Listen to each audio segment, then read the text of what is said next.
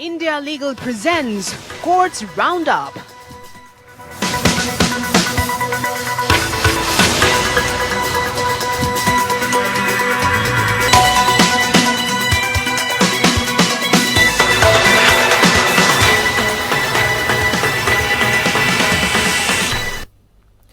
नमस्कार, मैं हूं आपके साथ रविंद्र सिंह। कोर्ट्स राउंडअप में आपका स्वागत है।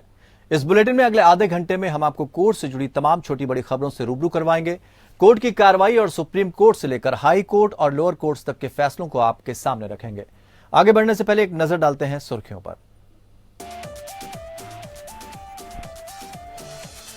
आरक्षण नियमों का पालन करने का 23 आईआईटीज और केंद्र को निर्देश। याचिकाकर्ता ने कहा था कि आईआईटी संस्थान में गैर योग्य उम्मीदवारों में प्रवेश किया, आरक्षण नीति की हो रही अनदेखी।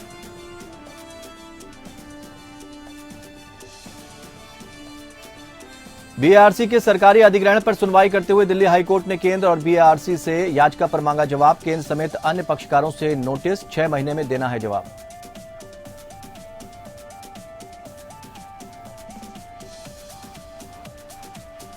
दिल्ली कथित शराब घोटाला मामले में कोर्ट ने मनी लॉन्ड्रिंग के आरोपों का लिया संज्ञान, मुख्य आरोपी को भेजा सम्मन।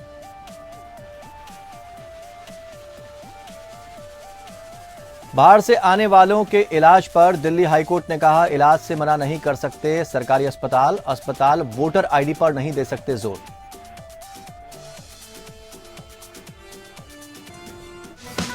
India Legal presents Courts Roundup.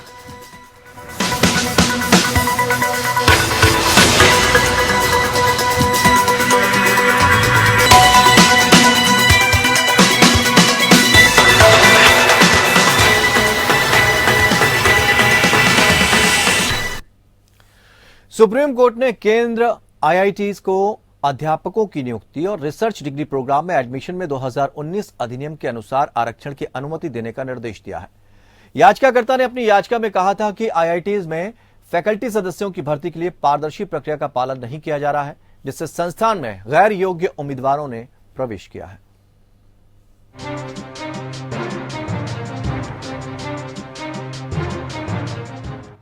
Supreme court ने केंद्र सरकार और भारतीय प्रौद्योगिकी संस्थानों को केंद्रीय शैक्षिक संस्थानों अधिनियम 2019 के तहत रिसर्च डिग्री प्रोग्राम में एडमिशन और फैकल्टी मेंबर्स के रिक्रूटमेंट के लिए आरक्षण नीति का पालन करने का निर्देश दिया है। जस्टिस एमआर शाह और जस्टिस सीटी रविकुमार की खंडपीठ ने ये आदेश दिया था। आदेश में कहा गया था, केंद्र और 23 आईआईटी का निर्देश दिया जाता है कि वे आरक्षण का पालन करें और केंद्रीय शैक्षिक संस्थानों अधिनियम 2019 के तहत प्रदान किए गए आरक्षण के अनुसार कार्य करें।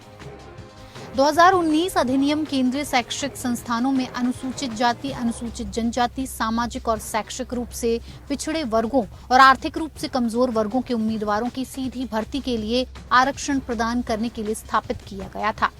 न्यायालय 2021 में सच्चिदानंद पांडे द्वारा दायर एक याचिका पर विचार कर रहा था, जिसमें प्रतिवादियों को रिसर्च डिग्री प्रोग्राम में प्रवेश और आईआईटी के फैकल्टी की भर्ती में आरक्षण नीति का पालन करने का निर्देश देने की मांग की गई थी।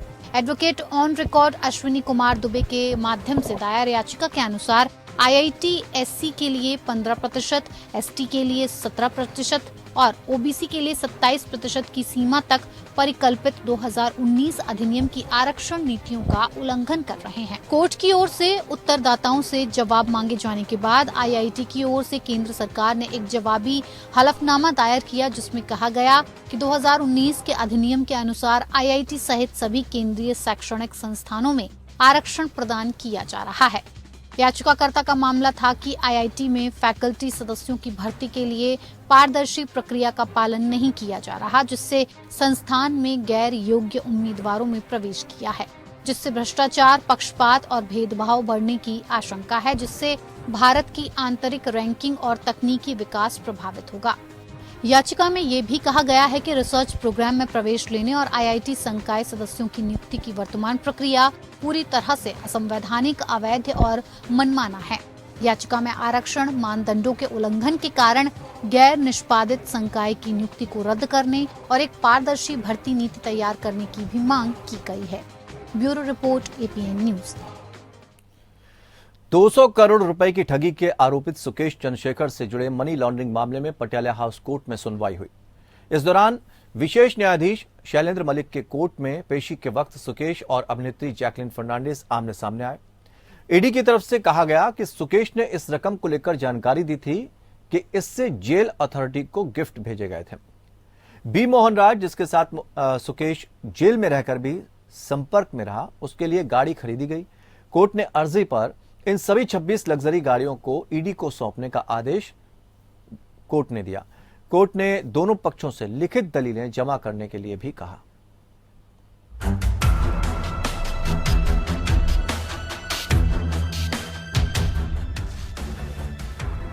सुकेश चंद्रशेखर ठगी मामले में सुनवाई पटियाला हाउस कोर्ट में हुई। इस दौरान सुकेश और अभिनेत्री जैकलिन फर्नांडिस भी कोर्ट में मौजूद रहे। ईडी की तरफ से पेश वकील ने कोर्ट को मामले की पूछताछ की डिटेल देते हुए बताया कि सुकेश ने स्वीकार किया था कि 57 करोड़ अदिति सिंह से लिया, लेकिन जांच में पाया गया कि उसने 80 करोड़ लिए थे। पब्लिक प्रोसिक्यूटर ने कहा कि सुकेश मास्टरमाइंड है। इस मामले में उसने पहला फोन लैंडलाइन से किया था पीड़िता को, जिससे 200 करोड़ की ठगी की थी।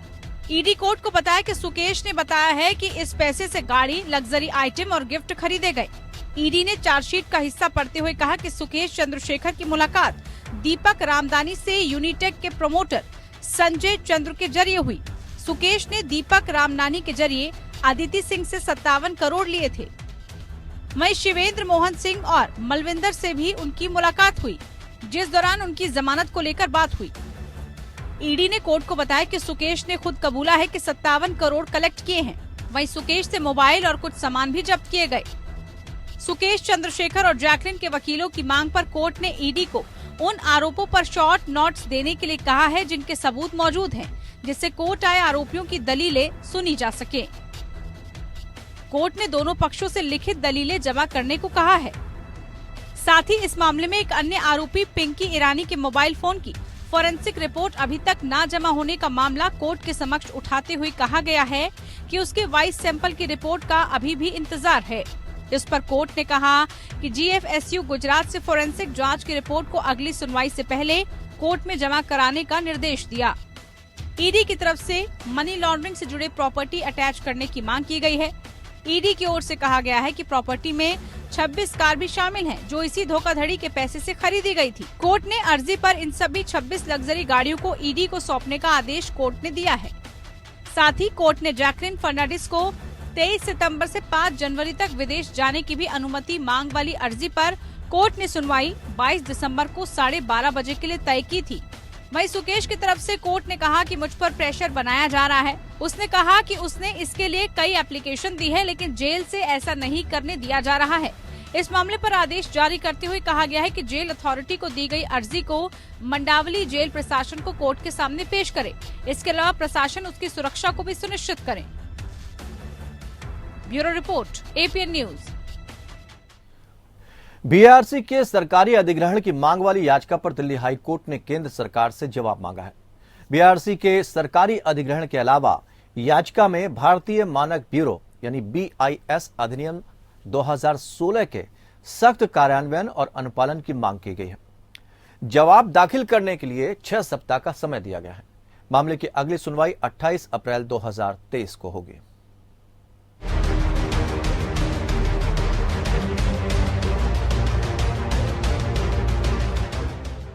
बार यानी बीएआरसी और दर्शकों के देखने के आधार पर रेटिंग तय करने वाली संस्थाओं को भारतीय मानक ब्यूरो या बीआईएस द्वारा अधिग्रहण किए जाने की मांग करते हुए दाखिल याचिका पर दिल्ली हाई कोर्ट ने नोटिस जारी किया है।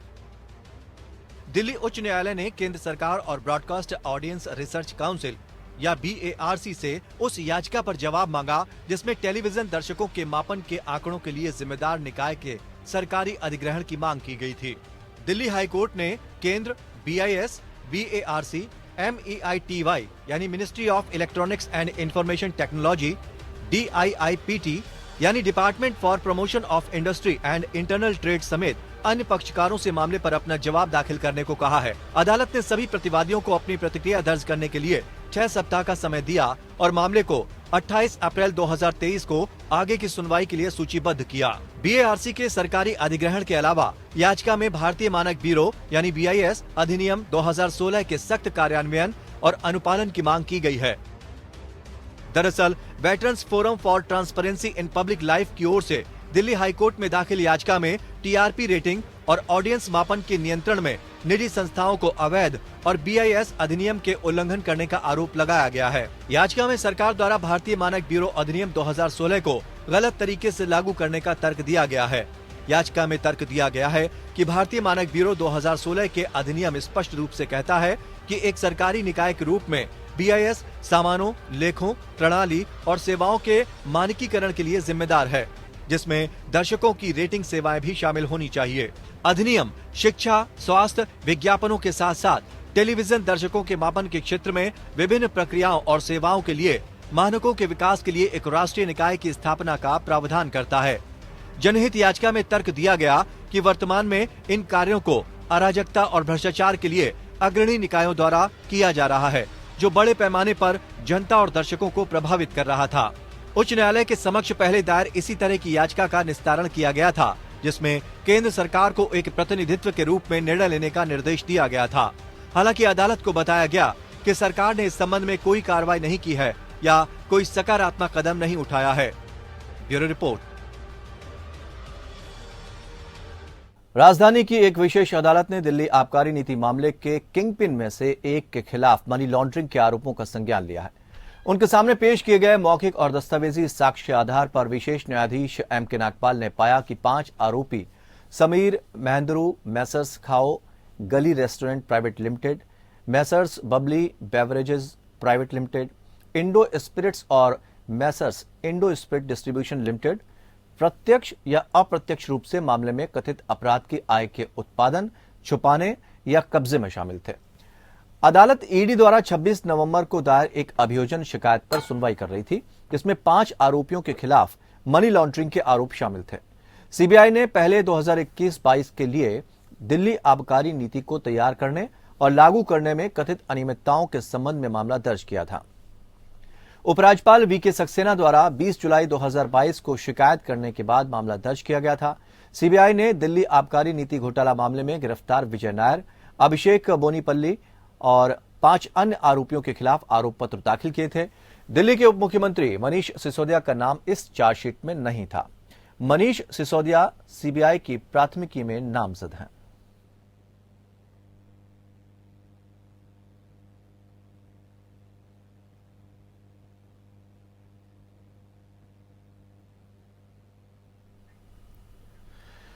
दिल्ली हाईकोर्ट ने कहा कि राष्ट्रीय राजधानी में सरकारी अस्पतालों को रोगी के निवास स्थान की परवाह किए बिना नागरिकों को चिकित्सा उपचार प्रदान किया जाना चाहिए।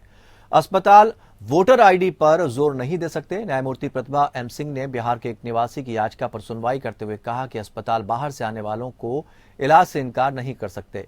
याचिका में आरोप लगाया गया है कि शहर के सरकारी लोकनायक अस्पताल ने केवल दिल्ली निवासियों को ही मुफ्त MRI परीक्षण की सुविधा प्रदान की है। हालांकि दिल्ली सरकार ने कोर्ट को आश्वासन दिया कि अस्पताल की ओर से रोगी के निवास स्थान के आधार पर कोई भेदभाव नहीं किया गया है। दिल्ली सरकार के अधिवक्ता ने कहा, याचिकाकर्ता को अपना मतदाता पहचान पत्र प्रस्तुत करने के लिए कहा गया, यह सिद्ध करने के लिए कि कोई रिकॉर्ड मौजूद नहीं है। उपलब्धता के अनुसार MRI की तारीखें दी गई थी।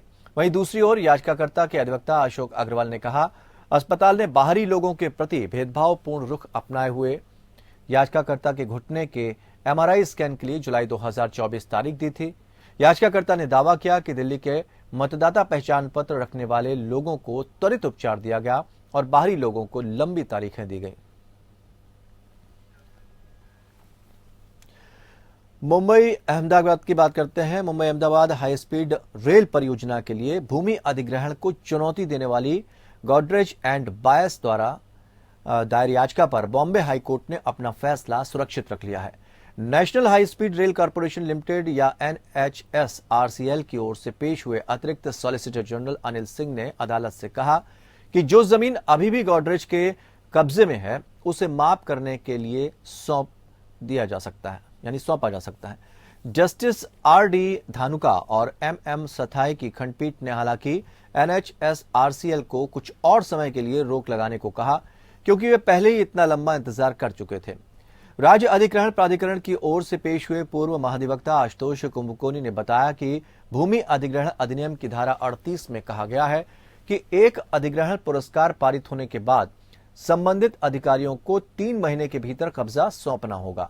वर्तमान मामले में ये 3 महीने की अवधि उस समय समाप्त हो गई थी जब याचिका पर बहस चल रही थी। हालांकि अधिकारियों ने इस तथ्य को देखते हुए कार्रवाई करना बंद कर दिया था कि याचिका लंबित थी। कुंभकोनी और सिंह ने आशंका जताई कि कंपनी इसे अधिकारियों के खिलाफ एक तर्क के रूप में ये कहने के लिए इस्तेमाल कर सकती है कि अधिकारियों द्वारा भूमि पर कब्जा करने का कोई प्रयास नहीं किया गया था। गॉडरेज बॉयज की ओर से वरिष्ठ अधिवक्ता नवरोज सीरवई ने अदालत को आश्वासन दिया कि इस तरह की कोई दलील नहीं दी जाएगी।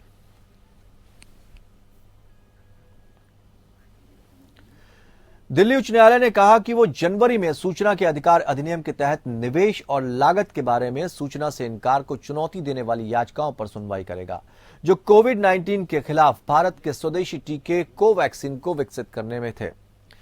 न्यायमूर्ति प्रतिभा एम सिंह ने टिप्पणी की कि ये एक महत्वपूर्ण मामला है और न्यायालय को कोई भी आदेश पारित करने से पहले इस पर विचार करने की जरूरत होगी। इसलिए जस्टिस सिंह ने मामले को 9 जनवरी को सूचीबद्ध करने का आदेश दिया। केंद्रीय सूचना आयोग या सीआईसी के आदेशों को चुनौती देते हुए वकील और लेखक टी प्रशांत रेड्डी द्वारा उच्च न्यायालय में 3 याचिकाएं दायर की गईं। सीआईसी ने भारतीय चिकित्सा अनुसंधान परिषद या आईसीएमआर, स्वास्थ्य और परिवार कल्याण मंत्रालय और जैव प्रौद्योगिकी उद्योग अनुसंधान सहायता परिषद या BIRAC के सार्वजनिक सूचना अधिकारियों द्वारा सूचना से इनकार करने के स्टैंड को प्रभावी ढंग से सही ठहराया। रेड्डी ने परिवार कल्याण मंत्रालय से कोविड-19 टीकों के खरीद आदेश और अग्रिम खरीद आदेश के बारे में विवरण मांगा था। बायरैक से उन्होंने भारत सरकार के मिशन कोविड सुरक्षा के तहत 2 निजी संस्थाओं के लिए धन जारी करने के लिए समझौतों की प्रतियां मांगी। उन्होंने आईसीएमआर और भारत बायोटेक के बीच अनुसंधान सहयोग समझौते और टीके से संबंधित कुल लागत और निवेश की एक प्रति भी मांगी।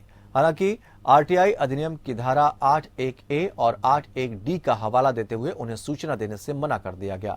धारा 8(1)(a) सार्वजनिक प्राधिकरण को ऐसी कोई भी जानकारी प्रदान करने से छूट देती है जो भारत की संप्रभुता और अखंडता, राज्य की सुरक्षा, रणनीति, वैज्ञानिक या आर्थिक हितों और विदेशी राज्यों के साथ संबंध को प्रतिकूल रूप से प्रभावित करती हो।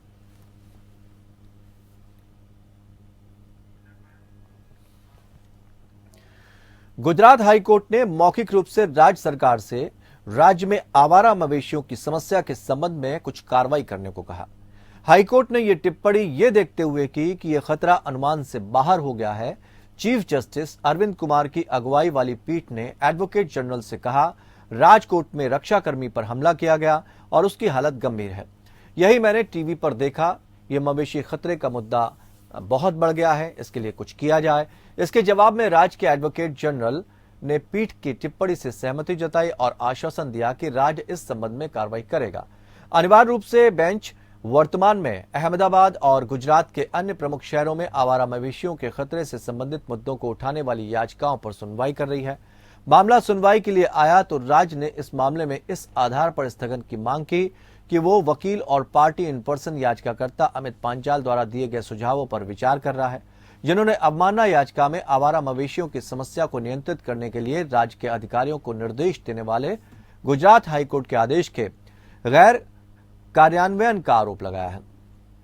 स्थगन के एजी के अनुरोध को स्वीकार करते हुए कोर्ट ने मामले को 9 जनवरी को आगे की सुनवाई के लिए पोस्ट कर दिया। आपको बता दें कि इस मामले में पूर्व में हुई सुनवाई में हाईकोर्ट ने राज्य और नगर प्रशासन से यह सुनिश्चित करने को कहा कि शहरों और ग्रामीण इलाकों में आवारा मवेशी सड़कों पर नहीं पाए जाए।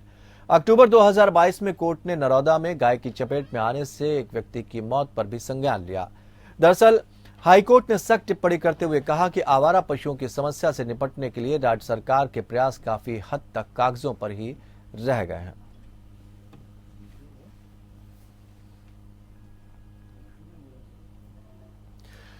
उत्तराखंड हाईकोर्ट ने अंकिता भंडारी मर्डर केस की सीबीआई जांच की मांग वाली याचिका खारिज कर दी। जस्टिस संजय कुमार मिश्रा की पीठ ने वर्तमान में उत्तराखंड पुलिस की एक एसआईटी द्वारा की जा रही मामले की जांच पर संतोष व्यक्त किया। 19 वर्षीय अंकिता भंडारी की कथित तौर पर सितंबर 2022 में एक पूर्व बीजेपी नेता के बेटे पुलकित आर्य और उसके 2 सहयोगियों द्वारा हत्या कर दी गई थी। पुलकित पूर्व भाजपा नेता का बेटा है। अंकिता भंडारी की हत्या इसलिए की गई क्योंकि उसने किसी वीआईपी अतिथि को अतिरिक्त सेवाएं देने से इनकार कर दिया था।